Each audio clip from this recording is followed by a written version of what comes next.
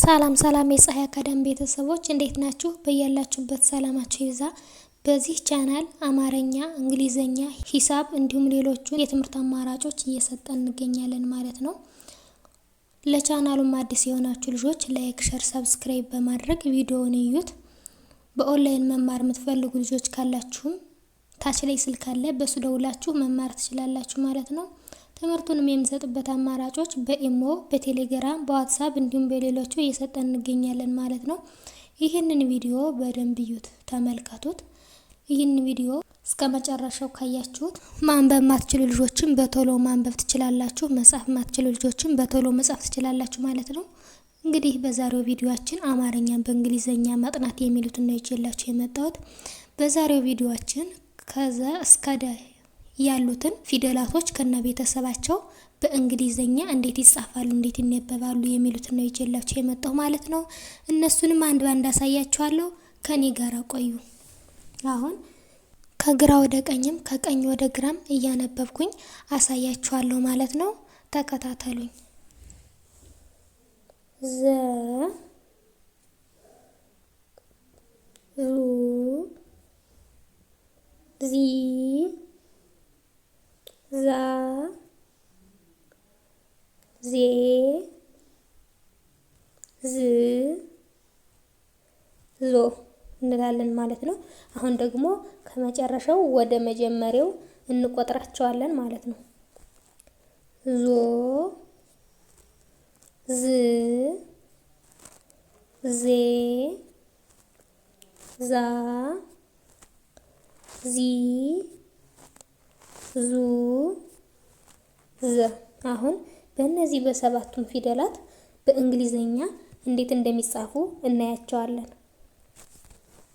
ዘ ስንል ዜድ ኢ፣ ዙ ዜድ ዩ፣ ዚ ዜድ አይ፣ ዛ ዜድ ኤ፣ ዜ ዜድ ኢ፣ ዝ ዜድ፣ ዞ ዜድ ኦ ይሆናል ማለት ነው። እንግዲህ ወደ ቀጣዩ ደግሞ እስኪ እንሄድ። ዠ ዡ ዢ ዣ ዤ ዥ ዦ። ከእንግዲህ ከመጨረሻው ወደ መጀመሪያው ደግሞ እንቆጥራቸዋለን። ተከታተሉን። ዦ ዥ ዤ ዣ ዢ ዡ ዠ። እንግዲህ በእነዚህ ደግሞ በእንግሊዘኞቹ ስናያቸው ሶስት የእንግሊዘኛ ሌተርስ ወይም ሶስት የእንግሊዘኛ ፊደላትን የያዙ ናቸው ማለት ነው። እነሱንም እስከ መጨረሻው እስኪ እንያቸው። ዠ ስንል ዜድ ኤች ኢ እንላለን ማለት ነው። ዡ ዜድ ኤች ዩ፣ ዢ ዜድ ኤች አይ፣ ዣ ዜድ ኤች ኤ፣ ዤ ዜድ ኤች ኢ፣ ዥ ዜድ ኤች፣ ዦ ዜድ ኤች ኦ ይሆናል ማለት ነው። ቀጣይ እስኪ ወደ ቀጣዩ እንሄድ። የ ዩ ይ ያ ዬ ይ ዮ። ስለዚህ እነዚህንም በእንግሊዘኞቹ እስኪ እናያቸው።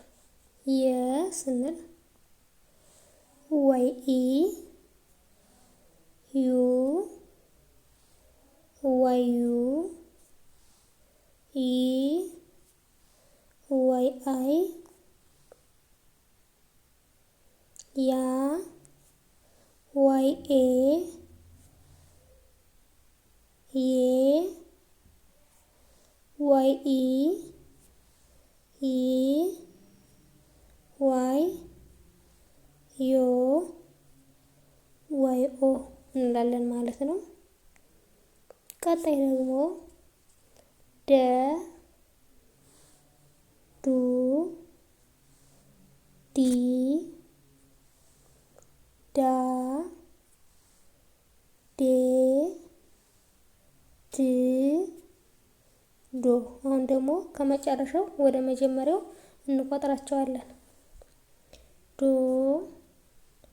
ድ ዴ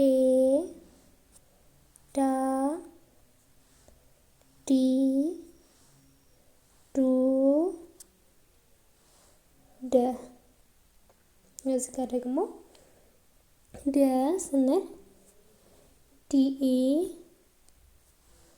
ዱ ዲዩ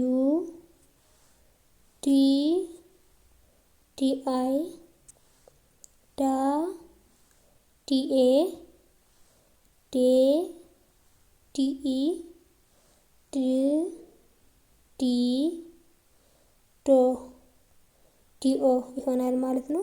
እንግዲህ በዛሬው ቪዲዮአችን ከዘ እስከ ደ ያሉትን እና ቤተሰባቸው በእንግሊዘኛ እንዴት ይጻፋሉ የሚሉትን አይተናል ማለት ነው። በቀጣይ ቪዲዮ እስከምንገናኝ ድረስ በያላችሁበት ሰላም ቆዩልኝ።